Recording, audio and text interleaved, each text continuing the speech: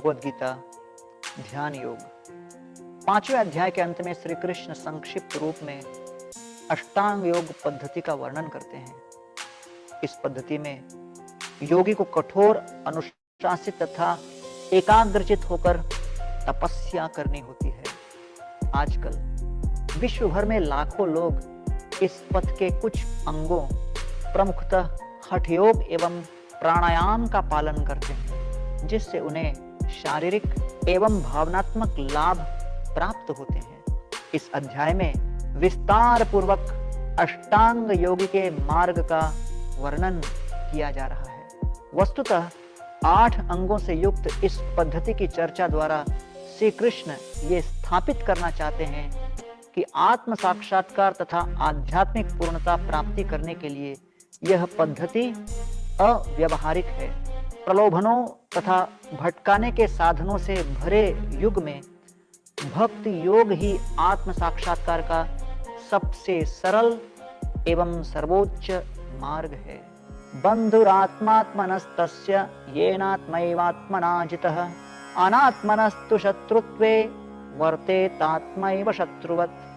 जिसने मन को जीत लिया है, मन उसका सर्वश्रेष्ठ मित्र है, किंतु जो यह करने में असफल रहा है, मन उसका परम शत्रु है। श्लोक क्रमांक 1 से 9। शत्रु अथवा मित्र। इस अस्थाई जगत में अपनी यात्रा के दौरान हमारे अंतःकरण का स्वर सदैव हमारे साथ होता है। हम सभी ने अनुभव किया है कि व्यक्ति के एक कंधे पर शैतान और दूसरे कंधे पर फरिश्ता बैठा है और वे दोनों उस भ्रमित व्यक्ति को सलाह देते रहते हैं। अंतःकरण का वह स्वर मन है। मन ही यादों और अनुभवों का गोदाम है, जो व्यक्ति को विभिन्न विकल्प देता रहता है। अनियंत्रित मन इस संसार में आत्मा को उद्विग्न, भ्रमित एवं बांधता है और हमें काम, क्रोध एवं लोभ रूपी निम्न प्रवृत्तियों के सामने झुकने के लिए मजबूर करता है। दूसरी ओर नियंत्रित मन हमारी आध्यात्मिक यात्रा पर एक मित्र का कार्य करता है। वह उन्नतिशील एवं सकारात्मक विकल्प चुनने में सहायता करता है, जो हमें भगवान के निकट लेकर आते हैं। मन पर नियंत्रण करके तथा उसके साथ मित्रता करके व्यक्ति शांति तथा सुख दुख के द्वंद्व से मुक्ति का अनुभव करता है। श्लोक क्रमांक 10 से 36। अष्टांग योग। अष्टांग योग मन को नियंत्रित करने की एक पद्धति है, जिसमें श्री कृष्ण प्राचीन समय में पालन किए जाने वाले इस मार्ग की व्याख्या करते हैं। एकांतवास, ब्रह्मचर्य का पालन, आहार एवं निद्रा में कठोर संयम रखते हुए योगी कमर सीधी रखकर बैठता है और अपने भीतर परमात्मा पर ध्यान केंद्रित करता है। मानसिक एवं शारीरिक बाधाओं के होते हुए भी योगी अनेक वर्षों तक इस प्रकार ध्यान करता है और बिना हिले डुले मौन व्रत रखता है। इस कठोर अनुशासन को सुनकर अर्जुन आश्चर्यचकित होकर स्वीकार करते हुए कहते हैं, यह पद्धति तो अव्यावहारिक एवं बहुत कठिन है। मन पर नियंत्रण करना वायु को नियंत्रण करने से भी अधिक दुष्कर है। श्री कृष्ण बलपूर्वक कहते हैं कि मन को अनुशासित करना अनिवार्य है और इसे अभ्यास और वैराग्य द्वारा नियंत्रित किया जा सकता है। श्लोक क्रमांक 35 से 45। असफलता एवं सफलता। इस कठिन अष्टांग योग के विषय में सुनकर अर्जुन को एक नई चिंता होने लगी। उस योगी का क्या होगा जो निष्ठापूर्वक इस पद्धति को स्वीकार तो करता है, परंतु पूर्णता प्राप्त करने से पहले ही उसका पतन हो जाता है। असफल योगी न आध्यात्मिक पूर्णता प्राप्त कर पाता है और साथ ही सांसारिक सुखों से भी स्वयं को वंचित करता है। मानो धोबी का कुत्ता, न घर का न घाट का। श्री कृष्ण स्पष्ट करते हैं कि प्रामाणिक योग पथ का अनुगमन किए जाने पर भले ही योगी पूर्णता प्राप्त न कर सके, उसे उसका शाश्वत लाभ प्राप्त होता है। यदि हम इस जीवन में अपनी यात्रा पूरी नहीं कर पाते तो अगले जन्म में उसी बिंदु से पुनः यात्रा जारी करते हैं और इस प्रकार व्यक्ति धीरे धीरे आध्यात्मिक पूर्णता की ओर बढ़ता रहता है। श्लोक 46 और 47। योगी ध्यान एवं अष्टांग योग की दुष्कर पद्धतियों को सार गर्भित करने के बाद अध्याय के अंत में आशा की एक किरण दिखाई देती है।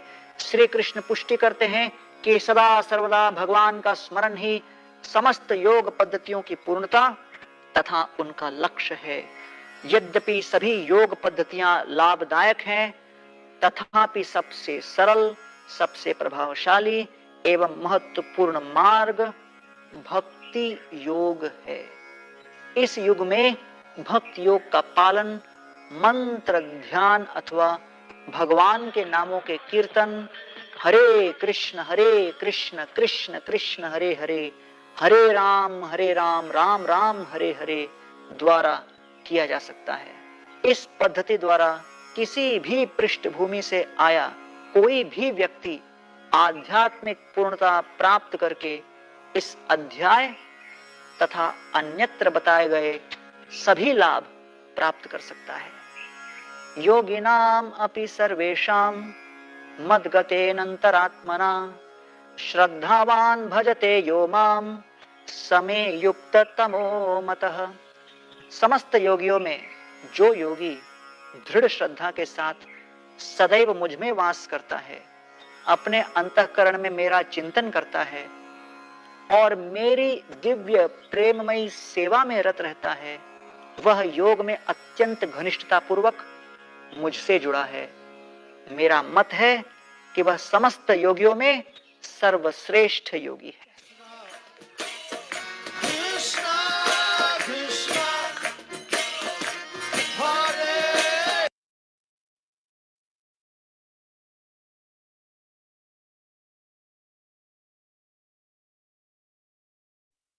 हरे कृष्णा हरे कृष्णा हरे कृष्णा हरे Krishna. If I am audible, you can type something and that was हरे कृष्णा। भगवद्गीतामृतस्य ज्ञानाञ्जन शलाकया चक्षुरुन्मिलितं येन तस्मै श्रीगुरवे नमः।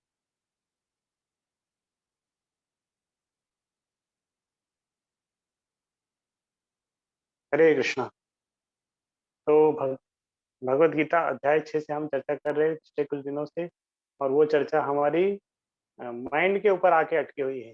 हम माइंड के ऊपर थोड़ा और डिटेल में जा रहे हैं, समझने का प्रयास कर रहे हैं कि माइंड क्या है। और पिछले 2 सत्र में हम और उसको थोड़ा डिटेल में गए। आज फिर से उसमें और थोड़ा डिटेल में चर्चा करेंगे कि माइंड का क्या फंक्शन है। तो आशा करते हैं आप सब तैयार हैं और पिछले कुछ दिनों से हम जो चर्चा कर रहे हैं आपको जरूर समझ में आ रही होगी। तो आज हम भगवत गीता के कुछ श्लोक चर्चा करेंगे, वो भी माइंड से रिलेटेड है। 15 अध्याय के कुछ श्लोक हैं और उसके बाद किस तरह समझेंगे कि ये माइंड ब्राउजर की तरह कार्य करता है, इसकी कुछ डिफ़ॉल्ट सेटिंग है और किस तरह हम हमारी कुछ डिफ़ॉल्ट सेटिंग हो सकती है, और उसके बारे में पूरा चर्चा करेंगे। तो I am sharing screen with you. कल हमने ये वाला पॉइंट चर्चा किया था, किस तरह हमारा माइंड है, 5 इंद्रियां हैं, मन बुद्धि है और इनके अंदर एक सूक्ष्म आत्मा भी है। तो भगवत गीता के एक श्लोक में वास्तविक में ये सब भगवत गीता के एक श्लोक में बताया गया है।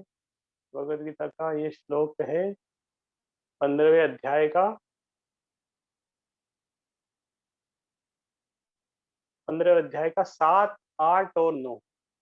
3 श्लोक से हम थोड़ी सी चर्चा करेंगे, उससे और डिटेल में ये सब पता चलेगा।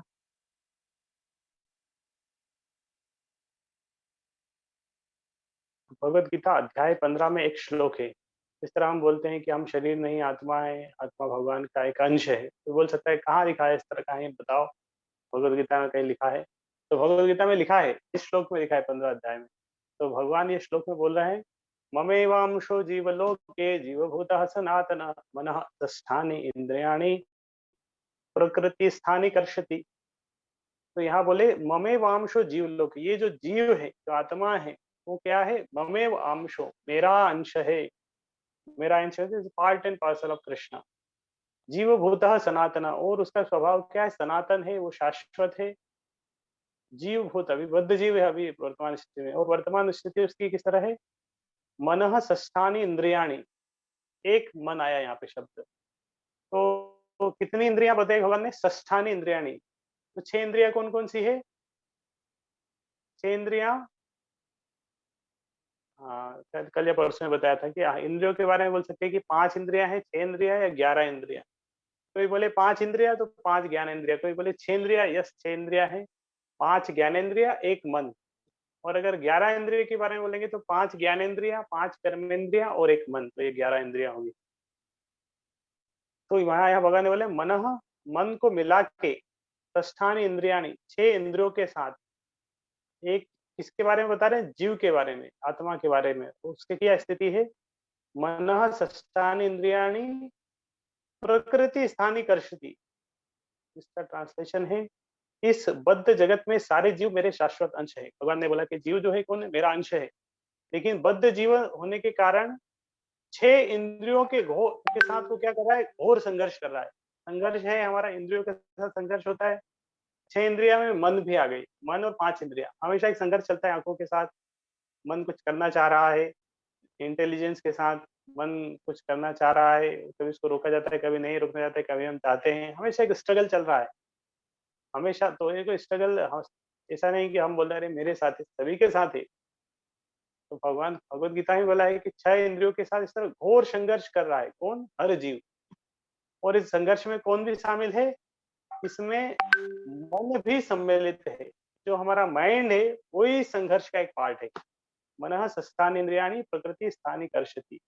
तो ये जो पीपीटी हमने दिखाई थी, मनः षष्ठानि इंद्रियाणि, तो षष्ठानि इंद्रिय 1 2 3 4, ये 5 इंद्रिया है, और ये मन, ये 6 मिला के मनः षष्ठानि इंद्रियाणि प्रकृति स्थानि कर्षति। ये जीवात्मा इस तरह संघर्ष कर रहा है।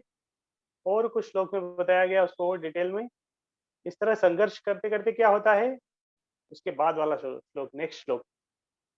और संघर्ष करते करते जीवन, पूरा जीवन ही चले जाता है, मृत्यु हो जाती है। और मृत्यु के बाद अगला शरीर मिलता है। तो अगला शरीर कैसा मिलता है? अगले शरीर में फिर से शरीर मिलता है। इस जीवन में ऐसा शरीर है, अगले शरीर में कोई दूसरा शरीर मिलेगा। तो दूसरा शरीर मिलेगा, और उस शरीर में क्या होगा? उसमें भी फिर से एक मन होगा, उसमें भी फिर से बुद्धि होगी, उसमें भी इंद्रियां होंगी, 5 सेंसेस हैं। इस तरह ये श्लोक बोला, यदि शरीरम यद अवाप्नोति यच्चाप्युत्क्रामतीश्वरः गृहीत्वेतानि संयाति वायुर्गंधानि वाशतः। तो यहाँ पे एक बहुत अच्छी एनालॉजी लगी। किस तरह? इस प्रकार वायु सुगंध को लेके जाती है। वायु एक स्थान से दूसरे स्थान जाती है, और वायु के साथ कौन जाता है? सुगंध भी जाती है। उसी तरह जीव जब मृत्यु हो जाती है तो क्या होता है? उसकी आत्मा इस शरीर को साथ दूसरे शरीर में चले जाती है। न केवल आत्मा जाती है, उसका सूक्ष्म शरीर, उसका मन भी जाता है, उसकी बुद्धि भी जाती है, और उसके माइंड के जो डिजायर, जो कुछ उसने किया है, वो सब भी साथ में जाता है। वो क्या होता है? एक शरीर से दूसरे शरीर में भी चले जा रहा है। और इस प्रकार वह एक शरीर धारण करता है, फिर उसे त्याग कर दूसरा शरीर धारण कर लेता है। तो एक शरीर को छोड़ के दूसरा शरीर धारण कर लिया। अब दूसरे शरीर में क्या होगा? फिर दूसरे सेट ऑफ सेंसेस हो जाते हैं। अभी आंखें, हमारा मनुष्य का शरीर है, आंखें इतनी बड़ी है। अगला जन्म में अगर हाथी का शरीर मिल जाएगा तो आंखें इतनी बड़ी हो जाएगी। कान अभी छोटे हैं, इतना बड़े कान हो जाएंगे। और चींटी का शरीर मिला तो छोटी सी आंख, छोटे से कान, वो छोटे छोटे हो जाएंगे। तो ये नेक्स्ट श्लोक 15 अध्याय का, उसी के दूसरे बाद वाला श्लोक बोल रहा है, श्रोतम चक्षु स्पर्शनम च रसनम घ्राणमेव च अधिष्ठाय मनश्चाय।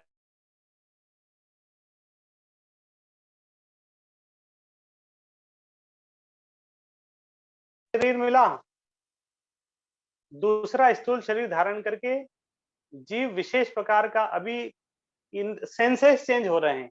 ये 5 सेंसेस जो है हमेशा एक जैसे नहीं रहते, बदल जाते हैं। अभी आँखें ऐसी है, अलग-अलग शरीर में आँखें अलग-अलग हो जाएँगी, अलग-अलग शरीर में कान अलग-अलग हो जाएँगे।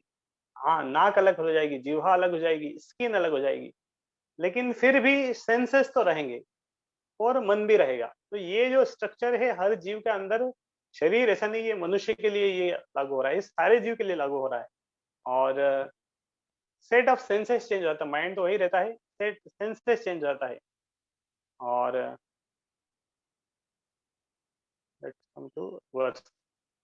तो ये श्लोक श्रोतम चक्षु स्पर्शनम च रसनम घ्राणम एव च अधिष्ठाय मनश्चायम।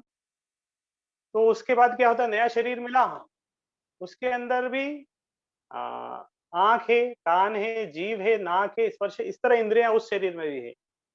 और फिर उस शरीर के अंदर भी मन है, अधिष्ठाय मनश्चायम विषयापनोपसेयते। तो वो जो मन के चारों ओर संपूजित जो इंद्रियां हैं, सारी इंद्रियां मन के आसपास है, इस प्रकार वह इंद्रियों विषयों के लिए एक विशिष्ट समुच्चय का भोग करता है। माइंड इस तरह अलग अलग सेट ऑफ सेंसेस के थ्रू हमेशा एंजॉय करना चाहता है। अभी अलग एक सेट ऑफ सेंसेस है, दूसरे शरीर में दूसरा सेट ऑफ सेंसेस होगा। तो सेंस इन अलग अलग इंद्रियां हो जा रही है, लेकिन एक प्रश्न पूछा, क्या वही मन जाता है? हाँ, मन वही जाता है, लेकिन मन परिवर्तित भी हो जाता है थोड़ा बहुत समय के साथ। हम इस जीवन में भी हम देखते हैं कि पहले हमारा मन दिन में ही बदल जाता है, सुबह से कुछ रहता है, शाम को मन बदल जाता है, लेकिन मन रहता है। तो ये कुछ श्लोक है। इसके बाद वाला, इस तरह भगवान इसके बाद वाले श्लोक में बताते हैं कि किस तरह इस तरह व्यक्ति के साथ इतनी इंद्रियां हैं, इतना सेंसेस है, इतना शरीर परिवर्तन हो रहा है, और प्रकृति के गुणों में अधीन इस तरह व्यक्ति के किस तरह के शरीर का भोग करता है। लेकिन जिसकी आंखें ज्ञान से प्रशिक्षित होती है, वह यह सब देख सकता है। तो आंखें अगर ज्ञान के द्वारा प्रशिक्षित है, ज्ञान के माध्यम से व्यक्ति ये सब देख पाएगा, ये सब देख पाएगा, ये सब समझ पाएगा, किस तरह ये सब कुछ हो रहा है। ये श्लोक जो अभी मैं 3-4 श्लोक जो पढ़े, ये श्लोक में एक बार पढ़ा, इसको समझा, बहुत अच्छा लगा मुझे विशेष रूप से इस तरह के पीपीटीज के साथ। और बहुत गहराई में समझने को पता चलता है कि किस तरह Bhagavad Gita is very practical. ऐसा नहीं कि ये भगवान अर्जुन को कुछ बोल रहे हैं, ये ऐसा ऐसा नॉलेज है, इस तरह इस तरह। इट्स वेरी साइंटिफिक, प्रैक्टिकल, और बहुत कुछ आ, उसके अंदर कितना साइंस है, और ये प्रैक्टिकली हम अप्लाई कर सकते हैं, और हमारे जीवन में उससे बहुत कुछ सीख भी सकते हैं। और हम हमारे साथ क्या हो रहा है हम देख सकते हैं, समझ सकते हैं, और दूसरा व्यक्ति के साथ किस तरह कार्य हो रहा है वो भी समझ सकते हैं। जिस तरह एक मैकेनिकल है, मैकेनिक, कार खराब हो रही है, तो वो कार को खोलेगा, वो चीज समझ पाएगा उस कार के अंदर क्या खराबी है, क्यों इस तरह हो रहा है, क्या क्यों इस तरह आवाज आ रही है। इस तरह हमारे जीवन में भी बहुत सारी समस्याएं आती है, और हम हमारा दिमाग लगा के वो समस्याएं क्यों आ रही है, क्या है, किस तरह है, समझने का प्रयास करते हैं, समझ नहीं पाते। लेकिन जब इस तरह ज्ञान चक्षु के माध्यम से देखेंगे, तो ज्ञान चक्षु से हम उस चीज को भी समझ पाएंगे कि वास्तव में क्या हो क्या रहा है, समझ इस तरह हो क्यों रहा है, क्यों इस तरह समस्या आ रही है। तो माइंड के ऊपर से कुछ दिनों से हमने अलग अलग तरीके से चर्चा किया। इस पीपीटी के माध्यम से ये वाला डिस्क्रिमिनेशन भी कल बहुत अच्छे से हमने डिटेल में समझा किया था। तो आज थोड़ी सी चर्चा हम करेंगे किस तरह हमारा माइंड उसकी तरह है, फोन की तरह ले सकते हैं, या कंप्यूटर से भी इसका तुलना ले पाएंगे। इसमें पीपीटी नहीं है, लेकिन कुछ नोट्स है जिसके थ्रू मैं आपके साथ शेयर करूंगा। तो किस तरह सबके पास फोन है, और सब फोन अपडेट कर रहे हैं, फोन में एप्लीकेशन है, ब्राउजर यूज करते हैं। तो उसी के थ्रू एक सेमिनार था चैतन्य चरण प्रभु का, मैं बहुत पहले सुना था, उससे कुछ नोट्स हमने ऐड किए थे। वो 4 लेक्चर्स को सुन रहा था। उसका टॉपिक था what your phone can teach you about your mind. आपके फोन से ही आपके आपके मन के बारे में आप क्या सीख सकते हैं, ये उस सेमिनार का टॉपिक था। तो उससे हम थोड़ा सा चर्चा करेंगे, क्योंकि हम फोन के माध्यम से सीखना चाहेंगे ना, क्योंकि फोन हम हमारे साथ ही रखते हैं, हम उसके साथ हम बहुत फेमिलियर है। तो कभी कभी हम जो चीजें हम जिसके साथ बहुत फेमिलियर है, वो उसका एग्जाम्पल लेके उससे अगर कुछ लेसन्स निकालेंगे तो बहुत इजीली हमारा माइंड उसको ग्रास्प कर सकता है। तो ये लर्निंग का एक प्रोसेस है कि हम किसी चीज को सीखना चाहे, ऑलरेडी जो हमारे माइंड में हम सीख चुके हैं उसी से अगर रिलेट करके नई चीज सीखेंगे तो नई चीज बहुत आसानी से सीख पाएंगे। इसीलिए उन्होंने फोन के माध्यम से सिखाया। किस तरह फोन है आजकल डिजिटल गैजेट्स में बहुत फेमस है। बच्चों बच्चों के हाथ में, बच्चों से लेके बूढ़े के हाथ में, गरीब से अमीर, सभी के पास है, सभी के हाथ में है। और तो कल हमने एक छोटी सी चर्चा की था, three three level of existence. हमारे एग्जिस्टेंस के 3 स्तर है। एक स्तर है ग्रॉस स्तर, जिसमें शरीर है, अर्थ वाटर फायर, इस तरह 5 तत्वों से बना है। लेकिन इसके बाद एक और अंदर का स्तर है, सेकंड लेवल, उसको बोलेंगे सॉफ्टवेयर लेवल बोल सकते हैं। जिस तरह एक अगर हार्डवेयर है तो दूसरा सॉफ्टवेयर, तो सॉफ्टवेयर में था माइंड, इंटेलिजेंस, फॉल्स ईगो, जो सूक्ष्म शरीर है। तो माइंड उस स्ट्रक्चर में आता है सेकंड लेवल में। और थर्ड लेवल जाएंगे तो फिर वो the owner of the body, soul, आत्मा। तो इस तरह सॉफ्टवेयर है और मोबाइल है, और बहुत सारे अलग अलग एप्लीकेशन हो सकते हैं। माइंड के अंदर भी मन है, intelligence and false ego. Basically ये सारे सटली है, सूक्ष्म शरीर का एक पार्ट है, और उसके अंदर ज्यादा कोई डिफरेंस नहीं है। Structurally they are same, but functionally they are different. जिस तरह बहुत सारे एप्लीकेशन है मोबाइल में या कंप्यूटर में, स्ट्रक्चर से तो सब वही 0 और 1 के कॉम्बिनेशन से बने हैं, वही लॉजिक है, लेकिन फंक्शनैलिटी डिफरेंस है। Functionally they are different. और इस तरह शरीर है और माइंड, इंटेलिजेंस, ये वो एक साथ जॉइंट है। फोन के अंदर जैसे हार्डवेयर सॉफ्टवेयर दोनों कनेक्टेड है और वो कार्य ऑपरेट कर रहा है अच्छे से, इसी तरह हमारा शरीर भी, दोनों जब अच्छे से कनेक्टेड है, बैलेंस्ड है, तो हम बहुत अच्छे से कार्य करते हैं। हमारा इस तरह बोलते हैं healthy mind resides in healthy body. तो हेल्दी बॉडी है, हेल्दी माइंड है, तो व्यक्ति बहुत खुश रहेगा जीवन में। तो कभी कभी इस तरह होता है कि हमारा हार्डवेयर पार्ट में कुछ डैमेज आ सकता है, शरीर बॉडी का। फोन का कोई हार्डवेयर है, स्क्रीन टूट गई, हम उसको सुधरवा लेंगे, ठीक हो जाएगी। लेकिन फोन का अगर सॉफ्टवेयर में समस्या आता है तो वो डिफिकल्ट होता है। इसी तरह कंप्यूटर में भी हार्डवेयर इंजीनियर बनना आसान है, लेकिन सॉफ्टवेयर इंजीनियर बनना मोर डिफिकल्ट। तो सेम है शरीर के साथ भी। जब शरीर का हम इस तरफ चर्चा किया, ये हार्डवेयर है, सॉफ्टवेयर भी है। तो इसके अगर हार्डवेयर का कुछ समस्या आता है तो हम डॉक्टर के पास जाते हैं, पट्टा चढ़वा लेंगे, मेडिसिन लेंगे, कुछ ना कुछ एक्सरसाइज करेंगे, कुछ ना कुछ करके शरीर का एक्सटर्नल प्रॉब्लम को हम जब तक जवान है इजीली सॉल्व कर सकते हैं। जब बूढ़े हो जाएंगे तो फिर तो कठिन होगा, तो कुछ बूढ़ा हो जाएगा, जब सिस्टम ही खराब हो जाएगा, बहुत पुराना कंप्यूटर हो जाएगा, तो उसको भी ठीक करना कठिन हो जाता है। लेकिन जनरली जब तक हम यूथ थे, हम उसको अच्छे से ठीक कर सकते हैं। लेकिन डैमेज इन हार्डवेयर के अंदर, शरीर के अंदर इस तरह कुछ डैमेज आता है, हम उसको देख सकते हैं, but damage in the software we can not see. Just सूक्ष्म शरीर है, मन है, उसके अंदर कुछ डैमेज होता है, कुछ खराबी है, कुछ प्रॉब्लम्स है, तो उसको हम देख नहीं पाते। किसी के व्यक्ति के मन के अंदर क्या चल रहा है, वेरी डिफिकल्ट। किसी व्यक्ति को समझना भी बहुत कठिन होता है। हम किसी के साथ रह रहे हैं बहुत समय तक, लेकिन हम उसको समझ नहीं सकते।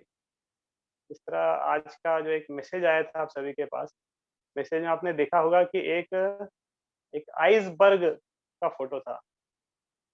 आइसबर्ग का फोटो था। तो आइस के साथ किस तरह है पता है? फोटो मैं भी जस्ट सामने देखा,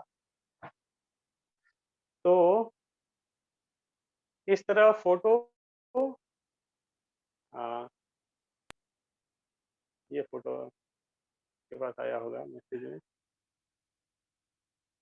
तो विशेष रूप से जब बर्फ को इस तरह पानी में डालेंगे तो उसका 1/8 पार्ट बाहर दिखता है, और बाकी सारा पार्ट 7/8 पार्ट तो अंदर ही रहता है, पानी के अंदर रहता है। तो कभी हो सकता है कि बाहर से देख रहा है कि बाहर में छोटी सी चट्टान है बर्फ की, लेकिन जब वो अंदर जाके देखेंगे तो वो कुछ और ही है। तो एक्सटर्नली उसका बहुत थोड़ा सा पार्ट दिख रहा है, लेकिन इंटरनली वो इतना कुछ है। इस तरह हम हमारे साथ में बहुत सारे लोग हो सकते हैं, एक्सटर्नली हम उनको कुछ जानते हैं कि ये इस तरह है, दिखने में ऐसे दिख रहे हैं, लेकिन इंटरनली हम उनको नहीं समझ सकते, क्योंकि एक्सटर्नली हम देख रहे हैं शरीर से और थोड़ा बहुत उनके साथ हमारे कुछ एक्सचेंजेस है उसके माध्यम से, लेकिन इंटरनली 7/8 पार्ट तो अंदर है, इंटरनल है, उसको नहीं देख सकते। तो इस ये पार्ट किस स्थिति में है, इट्स हैप्पी और सैड, किस तरह खुश है, दुखी है, क्या चल रहा है, वेरी डिफिकल्ट टू अंडरस्टैंड। तो आ, तो कभी-कभी इस तरह होता है कि हम समस्या कुछ अंदर में है, हम उसको एक्सटर्नली प्रयास करते हैं और प्रयास करते हैं कि किसी समस्या को एक्सटर्नली हम अगर ठीक करें, हमें लगता है कि मैं एक्सटर्नली बहुत, मेरे पास बहुत पैसा होगा, अच्छा घर होगा, अच्छा जॉब होगा तो मैं बहुत खुश हो जाऊँगा। लेकिन इंटरनली इस तरह चीज़ों से खुश व्यक्ति नहीं हो पाएगा। उसके बाद एक पॉइंट था, mind is both inside us and outside us. तो अगर हम शरीर की दृष्टि से, बॉडी की तरफ से देखेंगे तो शरीर, मन अंदर है, लेकिन आत्मा की दृष्टि से देखेंगे तो मन बाहर है। आ, फिर से हम आते हैं डिफ़ॉल्ट सेटिंग के ऊपर, थोड़ा-सा चर्चा करेंगे। तो अ, डिफ़ॉल्ट सेटिंग हम देखते हैं कहीं-कहीं, एक वर्ड पैड में टाइप भी करते हैं अलग-अलग लेटर्स ना, तो उसके अंदर भी कुछ डिफ़ॉल्ट सेटिंग है। तो थोड़ा-सा अगर गलत टाइप कर देते हैं, तो कंप्यूटर की डिफ़ॉल्ट सेटिंग उसको करेक्ट करने के लिए हमें एक ऑप्शन दे देती है और वो करेक्ट कर देती है कि नहीं, बोले इस तरह नहीं है, इस तरह होना चाहिए। या मान लो हम एक ब्राउज़र ब्राउज़र लेके आते हैं। कौन-कौन से ब्राउज़र है, क्रोम है, ओपेरा है और भी बहुत सारे हैं। तो ब्राउज़र के अंदर एक होम पेज रहता है और वो होम पेज क्या, उसका डिफ़ॉल्ट होम पेज रहता है। कभी भी उस ब्राउज़र को हम खोलेंगे तो वो होम पेज खुलता है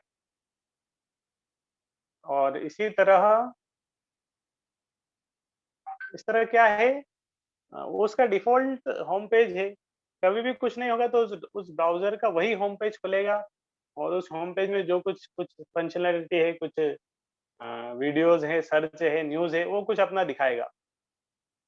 तो इस तरह, लेकिन उस ब्राउज़र से अगर हमें काम करना है, तो हमें उस डिफ़ॉल्ट को क्लोज़ करके हम अ, अपना हमारे कुछ कार्य करते हैं उसके माध्यम से, उस ब्राउज़र के माध्यम से, और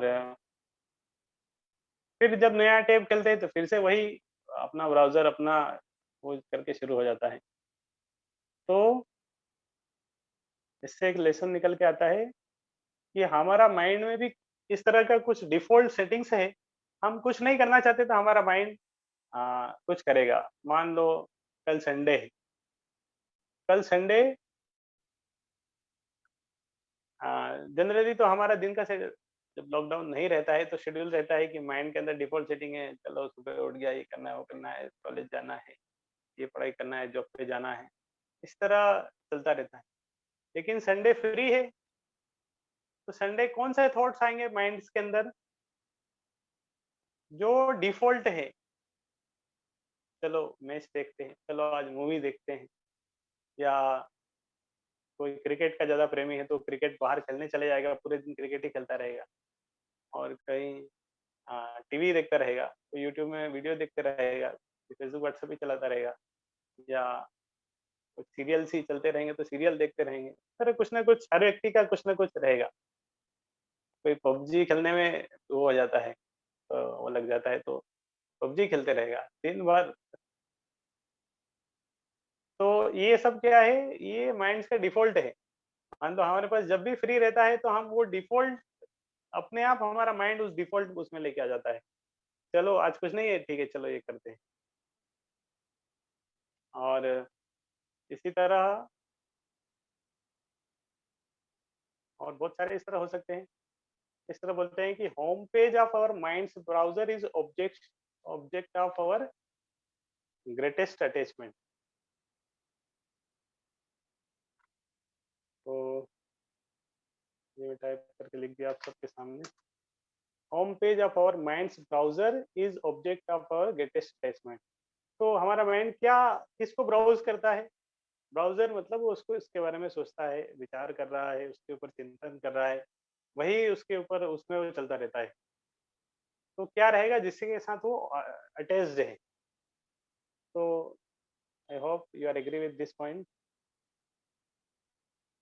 और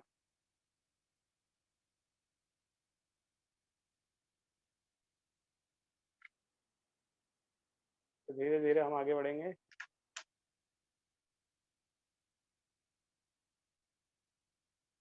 इसी तरह हमें कभी भूख लग रही है, तो हम मार्केट में जा रहे हैं और दुकान पे जाएंगे खाने के लिए, तो क्या मांगेंगे? भूख लग रही है तो बहुत बहुत कुछ खा लेंगे, लेकिन जनरली जनरली जाते हैं तो क्या एडवर्टाइज के माध्यम से हमारे माइंड के ऊपर जो बॉम्बार्डिंग किया गया उसके अनुसार हम कुछ ना कुछ मांगेंगे। चलो भाई स्नैक्स दे दीजिए, ये दे दीजिए, वो दे दीजिए, इस तरह जाके मांगते हैं। या प्यास लगी है जाके बोलेंगे ठीक है सोडा वाटर दे दो, ये दे दो, इस तरह कुछ। तो बाय डिफॉल्ट इस तरह कुछ ना कुछ प्रोपेगेंडा के माध्यम से भी कुछ हो जाता है। और बहुत बार इस तरह होता है, नया साल आता है, हम कुछ रिजोल्यूशंस लेते हैं, चलिए नए साल में हम ये करेंगे, लॉकडाउन में ये करेंगे, इस तरह नया कुछ रिजोल्यूशंस बनाते हैं, कुछ संकल्प लेते हैं और इस तरह बताते हैं कि अ, हर बार व्यक्ति इस तरह कुछ डिटर्मिनेशन लेता है, रेजोल्यूशन बनाता है और फिर फेल हो जाता है उसको। उसको फॉलो करने में फिर से फेल होता है, फिर बनाता है, फिर फेल होता है, फिर बनाता है। तो हर हमेशा बोलता है न्यू रिज़ॉल्यूशन, भाई कोई न्यू रिज़ॉल्यूशन नहीं था, वो ओल्ड ही रहते हैं, पुराने ही रिज़ॉल्यूशन फिर से बनाता है कि ठीक है अब मैं करूँगा, अब मैं सुबह जल्दी उठूँगा, फिर नहीं उठ पाता है, फिर कुछ समय बाद फिर सोचता है नहीं, नहीं अब तो करूँगा। फिर क्यों इस तरह नहीं कर पा रहा है कि हमारे माइंड की जो डिफ़ॉल्ट सेटिंग है उसको अलाउ नहीं करती है।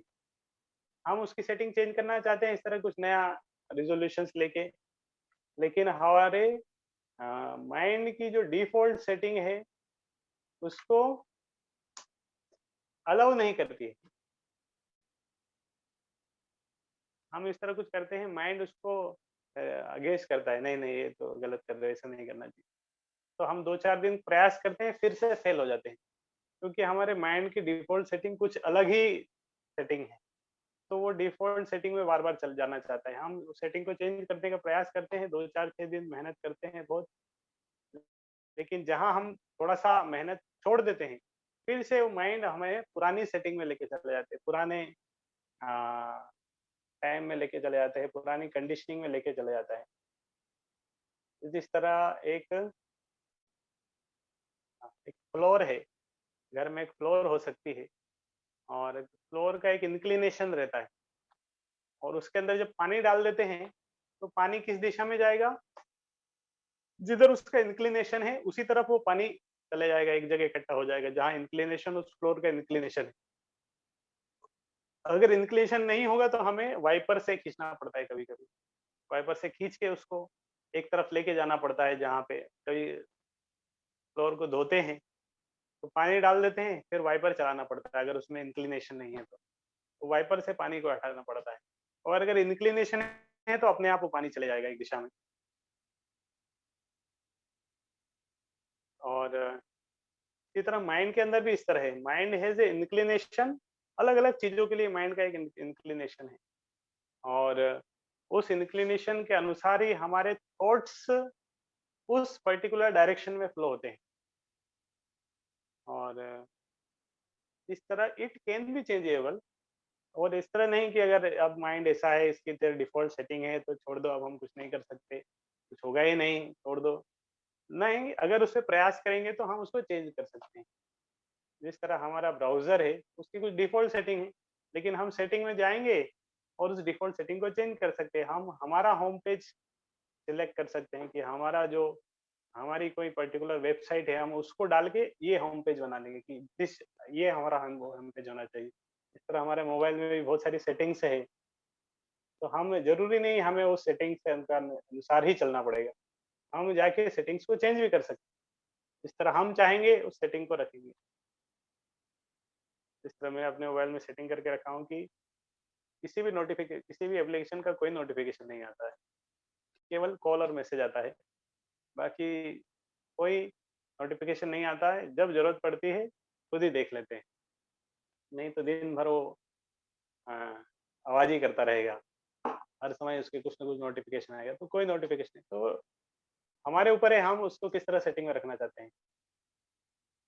नहीं तो अगर नहीं करेंगे तो कुछ लोग तो माइंड की जो डिफॉल्ट सेटिंग है उसी को सरेंडर कर देते हैं। वो कहते हैं I am like this only, nothing can be done.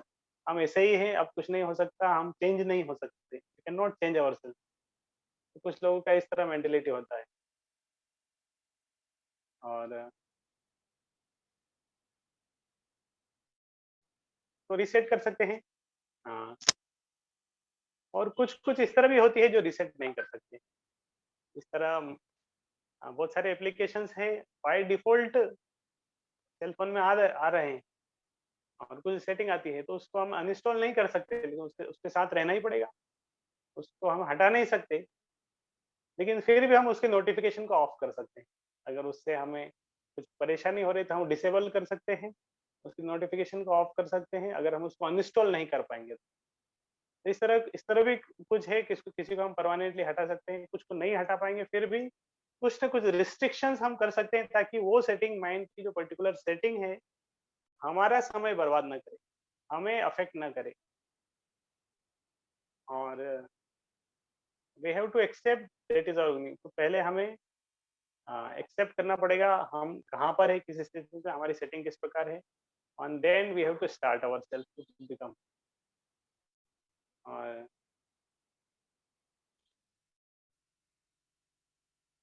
कभी कभी रिसेंटमेंट हो जाते हैं कि मैं इस तरह ही हूँ, अब कुछ नहीं हो सकता, तो उससे काम नहीं होगा, हमें एक्सेप्ट करना पड़ेगा I am watt M I am. और हम प्रयास करेंगे तो that setting can be change. तो चेंज जब हो सकती है उसकी बहुत सारी स्टेप्स हैं। तो आप सब है इतनी देर से सुन रहे हैं, लेट्स हियर फ्रॉम यू। आपको बहुत कुछ समझ में आया। इस तरह माइंड की कुछ सेटिंग्स हैं, उसको हम चेंज कर सकते हैं। यस नो इस पे आपके कुछ ऑप्शन, और फिर यस है तो हमें क्या करना चाहिए कि वो सेटिंग्स चेंज हो, हम उसको एक नई सेटिंग्स को जनरेट करें। What steps we can take. आप थोड़ा इस पर सोचेंगे तो नेक्स्ट हम डिस्कशन करेंगे और इजी होगा। तो 2-3 minute, 1 minute, you can think about this point, and if you wish you can type something. Association, good association can change our setting.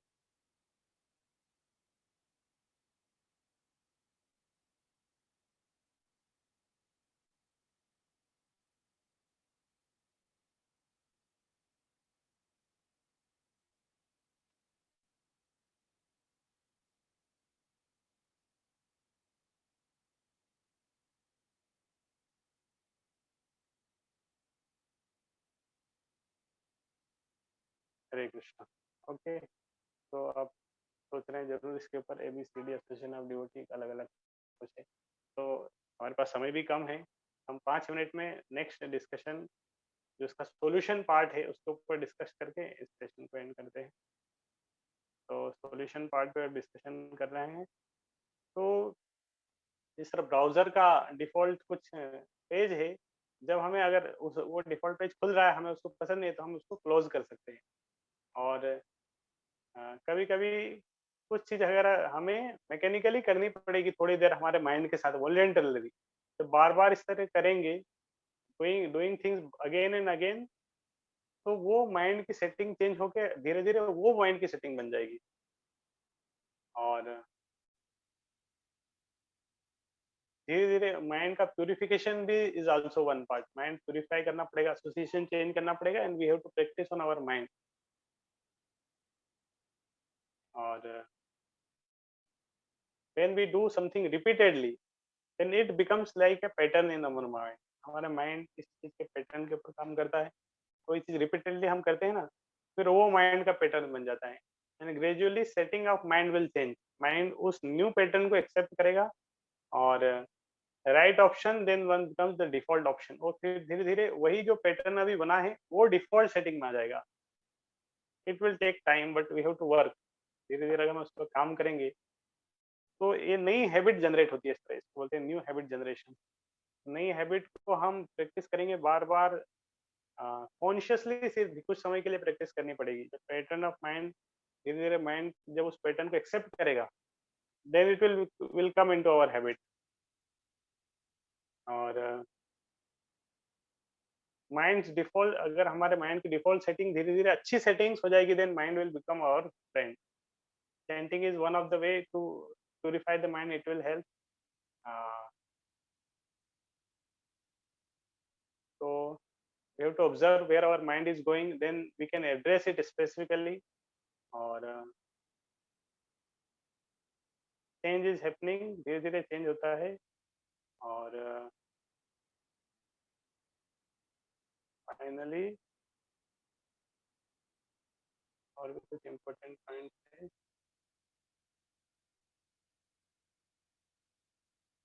बहुत सारे पॉइंट्स है, सारे तो डिस्कशन नहीं कर पाएंगे। और we have to practice, first part we have to practice. अगर हम कुछ करना चाहते हैं तो we need to have a will, और फिर उसके ऊपर हम प्रैक्टिस करेंगे, रिजोल्यूशन लेंगे, फिर प्रयास करेंगे। और